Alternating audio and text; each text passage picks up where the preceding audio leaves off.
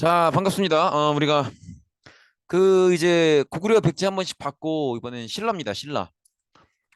요거 이제 사실 고구려 백제 신라가 이제 각각 등장을 하고 성장을 하는 그런 시기를 보기 때문에 요거 뭐 자주 그려줘야 돼요. 너무 너무 자주 그리긴 했지만 그죠? 부여, 고구려, 옥저, 동해. 아 이제 잘 그리는 것 같아. 마한, 변한, 진한. 그죠? 그래서 요 이제 고구려고요. 고구려가 이제 다 먹은 거고. 마한에서 뭐가 나온다? 지겹지만 그래도 그죠? 백제가 나오고요. 진안에서 뭐가 나온다? 신라가 나오고 그죠? 변안에서 가야가 나오는 건데 이번 시간에는 요 신라랑 가야 그렇게 볼 거다라는 거죠. 일단 신라 얘기부터 해야겠죠. 신라는 여러분들이 알고 계신 것처럼 경주에서 시작을 해요. 지금의 이제 경주에서 시작을 하게 되고요. 그래서 나중에도 수도가 경주가 되죠. 여기죠, 여기. 여기서 시작을 하게 됩니다. 그래서 진안 안에 있었던 작은 나라였던 이 사로국에서 시작이 돼서 이 사로국이 조금씩 규모가 커지면서 오늘날 우리가 알고 있는 신라가 되는 거죠. 근데 요게 그 지도상으로 봐도 사실은 그 느낌을 가져주셔야 돼요. 일단 그냥 쉽게 봐도 굉장히 구석진 데 있죠. 여기잖아요, 여기. 굉장히 구석진 데 있다라는 걸 먼저 생각을 해 주셔야 되고 그만큼 사실은 우리가 모든 선진 문물 이런 것들을 중국으로부터 받아오잖아요. 그걸 생각해 봤을 때 굉장히 불리한 입장에 놓여 있죠. 더구나 하나 더 생각을 해 주셔야 되는 게 봐봐요. 지금 보시면 강이 다 이렇게 가죠. 강은 결국 바다로 가잖아. 근데 강이 다 이렇게 가잖아요, 지금. 그죠? 강들이 다 이렇게 가고 있다고. 이렇게. 그 얘기는 무슨 얘기예요? 이거 우리 사회 시간에 배웠잖아. 한반도 지형은 기본적으로 동고서저다. 그러니까 여기가 다 산맥지대인 거예요. 산맥지대고 산맥지대에서 여기가 높기 때문에 강이 여기서 이렇게 황해 쪽으로 이렇게 흘러나가는 거라고. 그러니까 여기 산맥이 지나간다는 거죠. 이해되시겠죠? 그러니까 신라가 이게 힘든 거예요. 모든 선진문물이 다 일로 넘어오는데 안 그래도 그냥 평면적으로 봐도 굉장히 구석진데 있는데 심지어 산맥을 넘어와야 돼요. 그러니까 선진문물을 받아들이기가 굉장히 어려운 구조다. 그거를 꼭 생각을 해 주셔야 되고 선진문물을 받아들이기 어려운 구조이기 때문에 모든 발달들, 모든 성장들이 고구려나 백제에 비해서 굉장히 한 단계, 두 단계 이상 계속 느려요. 더디고 그런 것들을 꼭 생각을 해 주셔야 되겠다. 이렇게 지도 지우고 나니까 좀 지저분하죠. 그런 모습을 좀 볼 수가 있고요. 그다음에 동그라미 이번에 고조선 유민 세력 이런 얘기가 나옵니다. 고조선 유민 세력 중 일부 세력이 경주 지역 세력과 연합해서 건국했다. 면 여러분들은 고조선 유민 세력이라고 하네. 그럼 여기서 뭘 읽어주셔야 돼요? 안 써 있지만 철기를 받아들였겠구나라는 걸 읽어주셔야죠. 그래서 우리가 예상했던 것처럼 철기 문화를 바탕으로 조금씩 성장을 해 나가는 거고 요게 특이한 점입니다. 요게 어 왕을 한 가문에서 왕을 계속 세습을 하는 게 아니고 지금 박, 석, 김 이거 딱 봐도 느낌 오시죠? 요거 성씨예요, 성씨. 그러니까 박신의 가문, 석신의 가문, 김신의 가문인 거라고. 요게 들어보신 적 있을 텐데 요게 뭐예요? 그 여러분들이 건국설화 들어보셨을지 모르겠는데 박혁거세는 들어보셨죠? 유명하죠. 그다음에 석탈해, 김할지 뭐 이런 이제 신라의 건국설화에 등장하는 인물들이에요. 근데 이제 그 등장 인물들의 이름이 중요한 게 아니고 어쨌든 박신의 가문, 석신의 가문, 김신의 가문 요 셋이서 돌아가면서 왕을 했다는 거예요. 이 얘기는 왕권이 세다는 거야, 약하다는 거야. 잘 생각해 보세요. 처음에 박 씨가 제일 먼저거든요. 아무튼 간에 누가 했든 간에 박 씨가 왕을 하고 있다고 치자고. 그러면 박 씨 입장에서는 그게 동생이 됐든 아들이 됐든 박신의 가문 한 사람한테 물 뭐야? 박 씨가 왕을 하고 있으면 박 씨 입장에서는 왕을 하고 있는 박 씨 입장에서는 자기네 가문 사람한테 물려주고 싶을 거 아니에요. 근데 그렇게 못 하고 있다는 거잖아. 자기네 가문 사람한테 못 물려주고 석 씨, 김 씨한테 넘긴다는 거 아니에요. 이 얘기는 넘겨주고 싶지 않은데 넘기는 거지. 만약에 안 넘겨주면 그 다음 차례인 석 씨나 그 다음 차례인 김 씨가 뭐라고 할 테니까. 그러니까 석 씨나 김 씨가 신경 쓰이니까 석 씨나 김 씨를 힘으로 압도하지 못하고 있으니까 이런 식으로 물려주는 거라고요. 이해되시겠죠?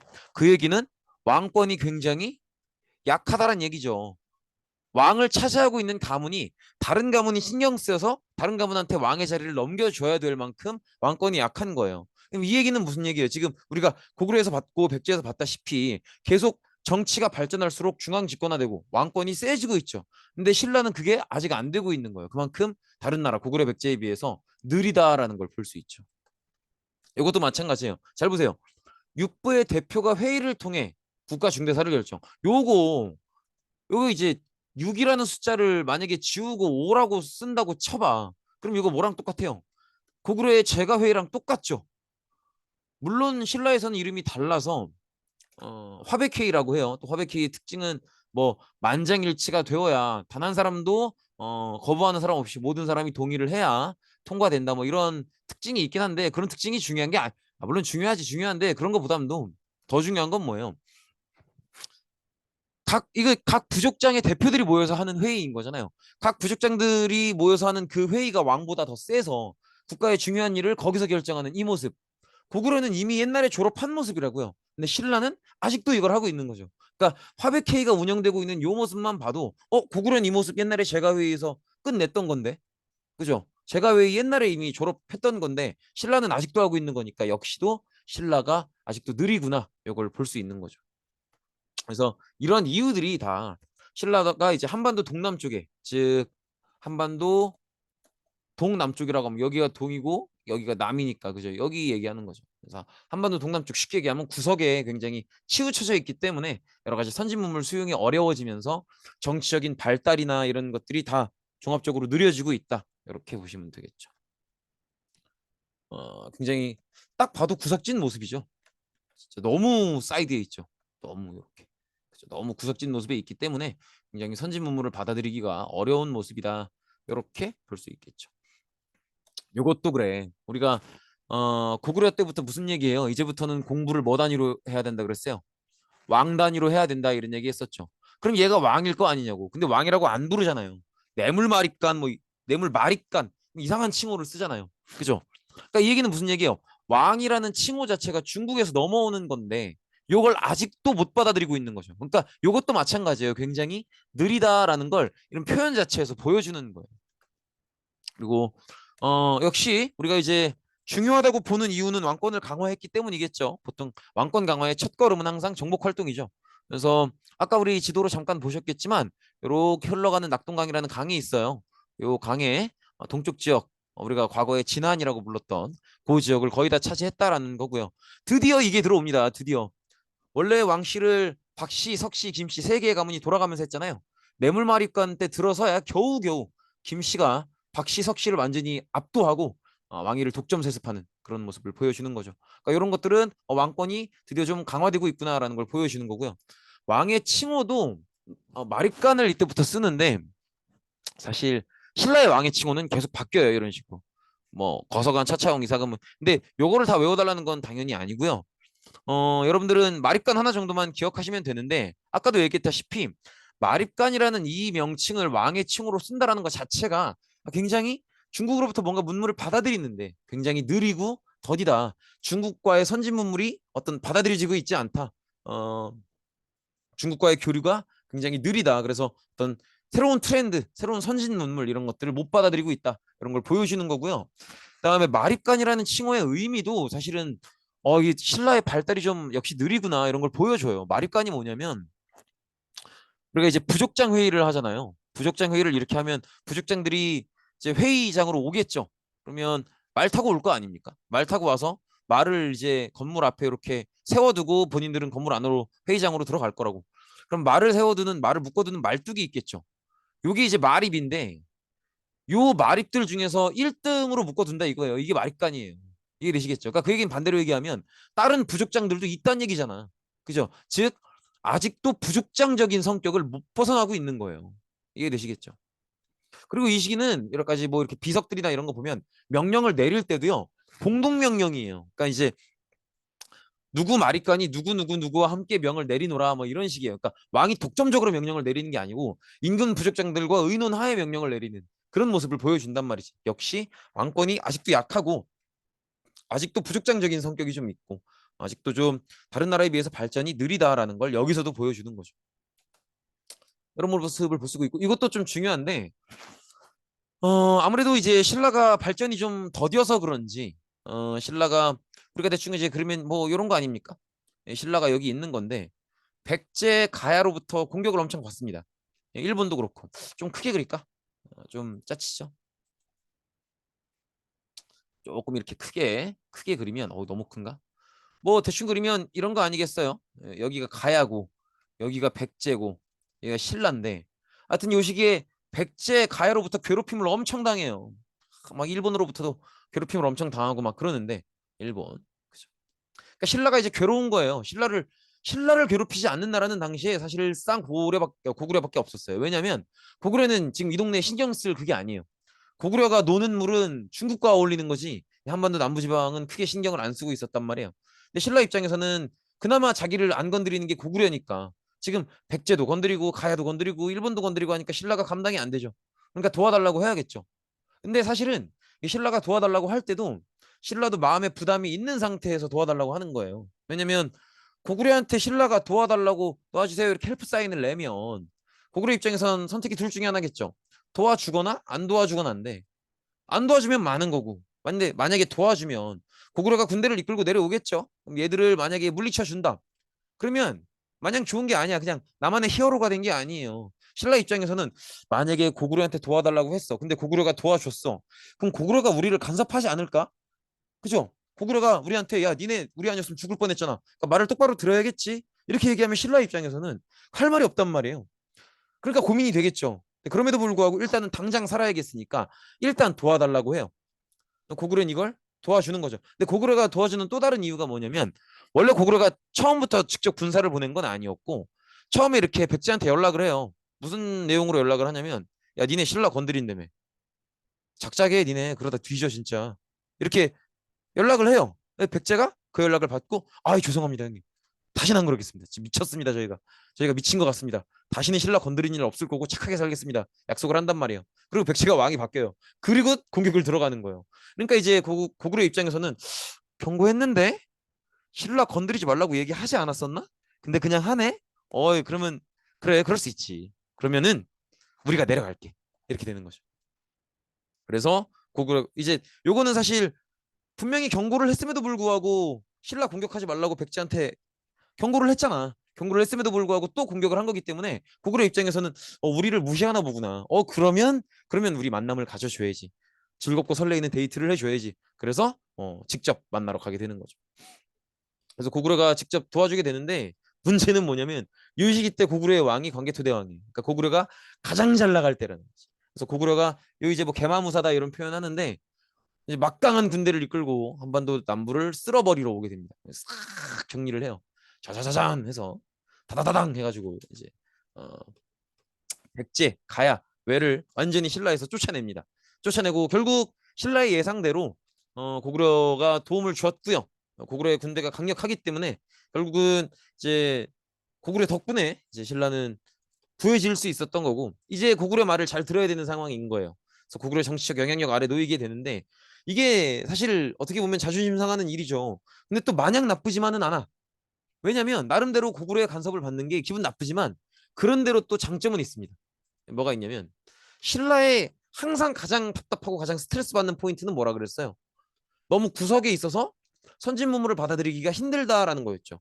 근데 이제 고구려의 간섭을 받게 되면서 고구려가 선진 문물을 받아들일 수 있는 창구 역할을 해줘요. 실제로 고구려가 신라 사신을 데리고 중국한테 갑니다. 중국한테 가서 이런 나라가 있는데 괜찮은 애들이니까 한번 친하게 지내보시죠. 이렇게 식사도 하시고 그렇게 소개를 해줘요. 그러니까 자존심은 좀 상하지만 그래도 나름대로 장점이 없는 건 아니. 또 그런 모습을 보이기도 하죠. 이런 일들이 있었다라는 걸 보여주는 대표적인 유물이 요 호우명 그릇이에요. 호우명 그릇. 어, 여기 이제 그릇인데 요 바닥면을 들어보면 바닥에 이렇게 새겨져 있는 거예요. 동그랗게 이렇게.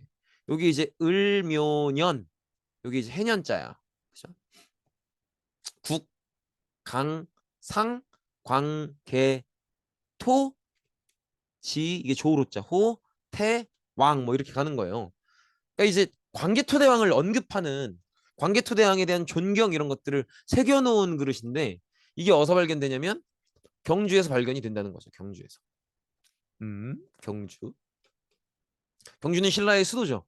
신라의 수도에서 광개토대왕을 언급하는 유물이 발견된다는 건 그것만으로도 고구려랑 신라가 어떤 특수한 관계에 놓여 있었다라는 걸 보여주는 건데 어, 요런 내용이 삼국사기, 삼국유사 아니면 뭐 중국지 기록 이런 데 공통적으로 나오고 있고 또 요런 유물이 나온다는 건 실제로 고구려와 신라가 어떤 모종의 관계에 있었다라는 걸 보여주는 증거라고 할 수 있겠죠. 그래서 이런 모습을. 그래서 후면 그릇은 고구려랑 신라가 이렇게 신라가 고구려한테 도움을 받고 또 간섭을 받는 그런 관계에 있었다라는 걸 보여주는 증거 사료가 되기 때문에 꼭 기억을 해 주셔야겠다라는 거죠. 그 다음이 이제 뇌물 다음이 눌치인데 여전히 아직도 마립간을 씁니다. 아직도 왕의 칭호를 못 받아 쓰고 있는 그런 모습이라고 볼 수 있겠죠.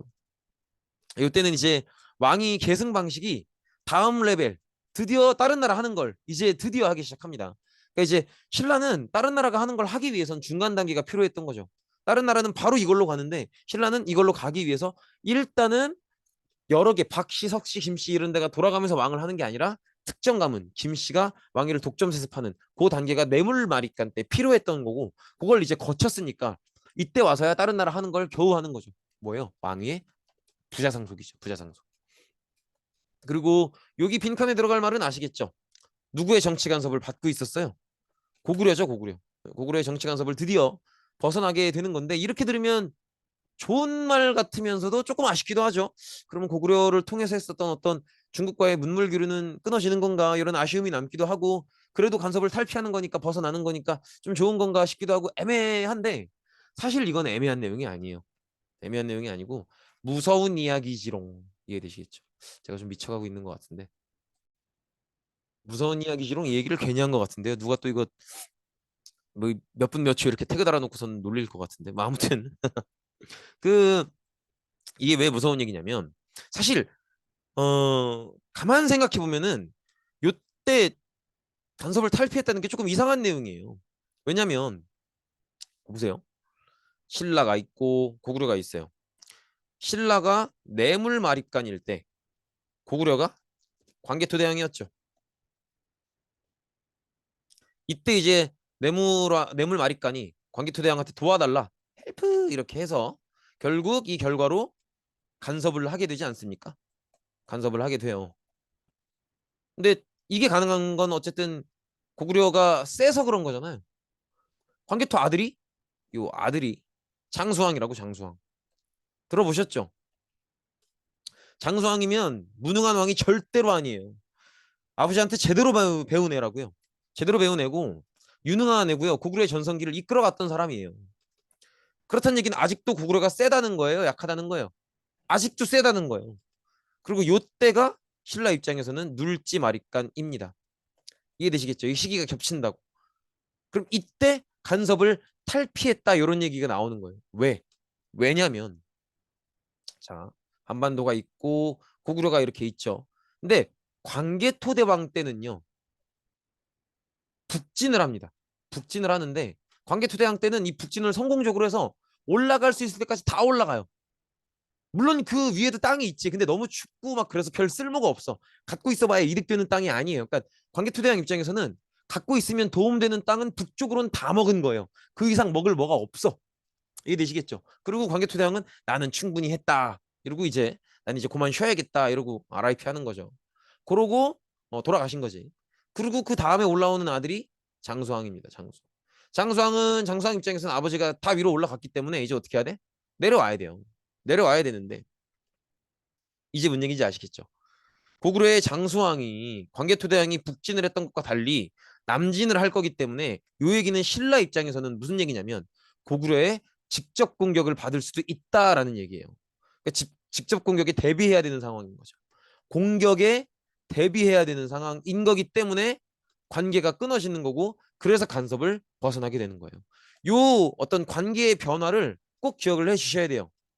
뇌물마리건 때는 광개토대왕한테 도와달라고 해서 그걸 계기로 간섭을 받는 상황이었다면 눌지마리건 때는 고구려가 장수왕으로 바뀌어서 남진을 본격적으로 계획하고 있는 시기고 그렇기 때문에 신라는 간섭이 아니라 고구려의 직접 공격을 대비해야 되는 상황이기 때문에 외교 관계를 끊고 이렇게 간섭에서 벗어났다 이런 식으로 표현을 하는 거라는 거고요.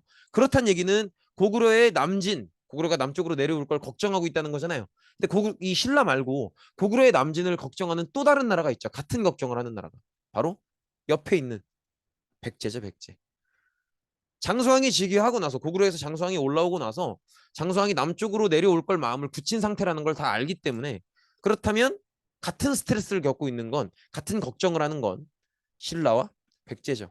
그러면 둘이 서로 도와야겠지. 그래서 나제 동맹을 체결하게 되는 거죠. 이렇게 봐주시면 되겠다라는 거고요. 그다음에 이제 가야 얘기인데요.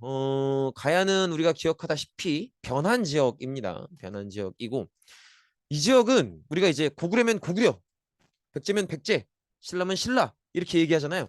근데 여기는 가야 연맹이라고 하죠. 이게 왜 그런 거냐면 우리가 예전에 그런 얘기 했을 거예요. 한반도 이렇게 했으면 철기 얘기하면서 한반도 북부지방에 철기 되게 많고 한반도 남부지방에 철기가 되게 많다. 어디나 많지만 특히 많다 이런 얘기 했었죠. 그 한복판에 있는 게 보시다시피 변환이에요. 변환. 변환은 변환이었던 시절 가야가 되기 이전 시절부터 철을 굉장히 이용을 많이 합니다. 특히 어디에 이용을 많이 하냐면 자기들도 많이 쓰지만 수출을 한단 말이에요. 수출을. 그죠? 낭랑으로 뭐 외로 이렇게 막 낭랑하면 한 사군 중에 하나였죠. 외는 일본이고 막 이런 데로 수출을 한단 말이야. 그러다 보니까 경제의 중심이 뭐예요? 상업이에요. 상업. 상업 중심이고 다른 나라들 고구려 백제 신라는 보통 농업 중심이란 말이에요. 이게 얼마나 중요한 차이냐면 정부 입장에서는 농업 중심이면 농민이겠죠. 상업 중심이면 상인일 거고. 농민과 상인 중에 누가 더 통제하기 쉬울 것 같아요. 정부 입장에선. 당연히 농민입니다. 당연히. 왜냐하면 농민들은 엔간하면 가만히 있잖아요. 그 지역에 계속 농사를 지어야 되니까. 그렇기도 하고 사실 농민들 입장에서는 내가 열심히 하고 날씨만 따라와주면 농사는 되는 거거든요. 그러니까 정부 입장에서의 여러 가지, 그러니까 정부가 요구하는 여러 가지 요구 사항들을 굳이 안 들을 이유가 크게 없어요. 내 농사만 잘 되면 되는 거니까. 그리고 세금을 얼마 걷어야 될지도 해마다 수확량이 나오는 거기 때문에 거기서 결정이 되는 거고. 그래서 농민들은 크게 이렇게 너무 무리한 요구만 아니면 정부의 어떤 요구나 이런 것들에 대해서 막 강렬하게 막 위험을 감수하고 거부할 특별한 이유가 없기 때문에 농민들은 정부 통제를 보통 잘 따라요. 근데 문제는 상인들이지. 왜냐면 상인들은 계속 돌아다니죠. 그리고 국내 사정만 신경 쓰는 게 아니라 낭랑은 어떤지, 일본은 어떤지 계속 신경을 쓰잖아요. 그러니까 정부가 뭘 시키면 그 자리에 잘 있지도 않고 뭔가 요구 사항도 많아요. 막 정부에서 뭘 시키면 아니 지금 낭랑이 이런 상태여서 일본이 이런 상태여서 저희도 어렵습니다. 막 이런 얘기를 한단 말이야. 그러니까 상업 중심은 상인들이 잘 통제가 안 되기 때문에 정부의 힘이 약할 수밖에 없고요. 그러니까 중앙 집권화가 안 되죠. 그러니까 하나의 국가로 고구려, 백제, 신라처럼 딱 뭉쳐지질 못하고 이런 식으로 지금 여기 지도에 나와 있는 것처럼 이거 세보면 한 열 몇 개 되거든요. 이렇게 조그마한 나라들의 연맹으로 그냥 남아 있는 거예요. 하나의 국가, 하나의 큰 국가로 합쳐져서 중앙 집권화 되지를 못하고 작은 나라들로 그냥 쪼개져서 연맹만 이루고 있는 상태인 거죠. 그 연맹들, 그 작은 규모의 여러 개의 나라들 중에서 그 연맹 안에서 반장 역할을 그나마 하는 게 금관가야입니다. 지금의 김해에 있는데 뭐 도시 이름에서 힌트를 얻으셨을 수도 있겠지만 바닷가에 있는 나라고요. 그렇기 때문에 낭랑이나 외에 자기들의 철을 수출하기에 조금 더 유리했던 나라고 그 힘을 바탕으로 그나마 반장 노릇이라도 하고 있는 거죠. 특히나 이제 가야가 철을 굉장히 잘 다뤘고 수준이 높았구나라는 걸 볼 수 있는 게 뭐 덩이쇠 이런 것들은 변한 때부터 봤으니까 요런 거예요. 판갑옷. 사실 갑옷을 만들 때는요. 이렇게 철 조각을 쇠사슬로 연결해서 이런 줄을 많이 만들어서 요걸 이런 식으로 면으로 연결하는 이런 방식을 쓰거든요. 보통은 이런 방식으로 갑옷을 만들어요. 근데 요거의 장점은 그래도 이제 몸이 꺾이는 허리나 뭐 관절 부위 이런데 그나마 조금 편하게 움직일 수 있다는 건데 단점은 어쨌든 조각을 이어붙인 거기 때문에 이런 빈틈이 있죠. 그럼 이 빈틈을 찔리면 답이 없어요. 그래서 그걸 보완한 게 바로 이 판갑옷인데 판갑옷을 만들려면 일단 너무 무거우면 안 되니까 그런 면들도 있고 어 몸을 움직일 수 있으려면 그 몸에 좀 맞으려면 몸의 곡선을 따라서 그대로 만들어야겠죠. 그렇기 때문에 판갑옷을 만드는 건 만들어 놓고 나면 빈틈이 없다라는 장점이 있지만 만들기가 굉장히 어려워요. 요거 판갑옷의 가장 큰 특징은 그냥 요 몸통 전체가 한 조각이라는 거거든요. 한 판으로. 그러니까 이걸 만드는 게 굉장히 어렵고 굉장히 수준 높은 철기 다루는 기술이 있어야만 만들 수 있는 거죠. 이런 갑옷을 만들 줄 알았다는 것 자체가 가야의 굉장히 중요한 특징이라고 볼 수 있고요. 어쨌든 철을 이렇게 많이 생산을 했기 때문에 이걸 바탕으로 뭐 아까 얘기했었던 한 사군의 마지막 남은 한 사군이죠. 한 사군의 마지막 낭랑과 왜 하면 일본이죠, 일본. 요 사이에서 중개무역을 했었다. 이건 일목이고 일본. 그죠? 그래서 이렇게 중개무역을 했었다라는 거 봐주시면 되겠고, 그래서 이걸 통해서 굉장히 다양한 문물들을 받아들이면서 힘을 키워서 가야 연맹을 주도하는 그런 모습을 보여주는 거죠. 근데 금강가야가 약해지기 시작해요. 약해지기 시작하는데 사실 왜 약해지는지는 우리가 이미 다 본 내용들이에요. 가장 첫 번째로는 주교역 상대가 이제 일본도 있지만 낙랑이 있었죠.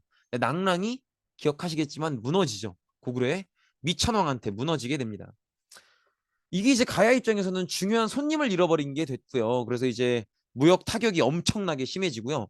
또 더구나 사실 신라만큼은 아니라도 가야도 선진 문물을 받아들이기에 참 불리한 입장인 나라잖아요. 그죠? 근데 이걸 그나마 해소해주고 있었던 게 이 낙랑과의 어떤 대외 교류거든요. 근데 낙랑이 무너지면서 낙랑은 사실 중국이 관리하는 한 군현이었으니까 그나마 중국으로부터 선진문물을 받아들일 수 있었던 건데, 낙랑이 무너지면서 그나마도 없어지니까 이제 가야 입장에서는 선진문물을 받아들일 계기가, 기회가 더 없어지는 그런 모습을 보이는 거죠. 그래서 이런 것들이 금강가야를 좀 약하게 만드는 요인 중에 하나였고, 이것 때문에도 약해지고 있었는데 더욱더 결정적으로는 누가 내려온 거예요? 고구려의 광개토대왕이 우르르 내려왔었죠. 요때 군사적인 타격을 너무 세게 입어요. 요거 왜 내려온지 아시죠? 신라의 뇌물마립간이 도움을 요청했었죠. 뇌물마립간이 도움을 요청했었는데, 요때 이제 고구려 광개토대왕이 이제 군대를 내려보내주면서 요때 신라를 괴롭히던 이제 백제 외와 더불어서 가야도 굉장히 큰 타격을 입게 됩니다. 근데 이때 가야가 멸망했다거나 이런 건 아니고요. 멸망은 안 했지만 가야 연맹을 주도하는 반장으로서의 역할을 더 이상 할 수는 없게 됐다. 그렇게 봐주시면 될 것 같아요. 이렇게 해서 삼국시대에 있었던 나라들을 한 번씩 간단하게나마 다 본 거예요. 그 등장과 성장을 다 본 건데, 가만 이렇게 들어보면은 고구려 따로 백제 따로 신라 따로 이렇게 배웠는데, 근데 그 안에서 좀 공통되는 이거 저기서도 이 내용 나왔었는데 그런 내용들이 있었을 거예요. 제일 대표적으로 정복 활동, 그 다음에 율령 반포, 왕위 부자 상속, 그죠? 불교 수용, 이런 것들이 보였을 겁니다. 그리고 이것들의 공통적인 결과는 왕권이 강화된다는 거죠. 요 네 개. 그래서 사실은 영토 확장하고 불교 받아들이고 율령 반포하고, 이거 율령 법이죠, 법. 법 반포하고 부자 상속, 왕위를 부자 상속하고 이런 것들은 사실은 냈다 결과적으로 왕권을 강화하는 그런 정책이기 때문에 사실 궁극적으로는 왕권 강화의 4대 프로젝트예요. 그리고 이 프로젝트를 고구려 백제 신라는 어쨌든 하는 거지. 이런 식으로. 이거 다 적어 주셔야 돼요. 근데 요 네 개를 못 하는 나라가 있어요. 단 하나도 해내지 못하는 나라가. 그게 바로 가야죠, 가야. 가야는 어떤 것도 달성해내지 못했죠. 위에 표는 제가 직접 하나하나 다 설명드리기는 어렵고, 여러분들이 그래봤자 학습지 3장밖에 안 되지 않습니까? 한 번씩 이 표를 보시면서 정리하시고 복습하시길 바랍니다.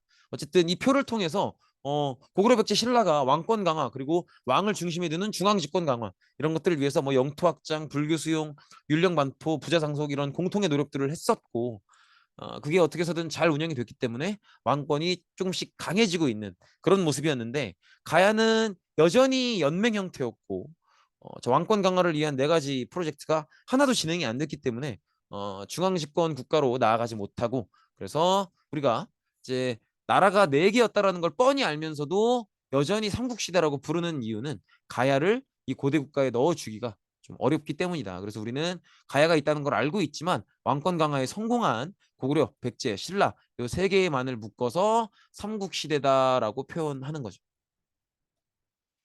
그래서 여기까지 보시면 되겠습니다. 네, 고생 많으셨습니다. 오늘은 여기까지입니다.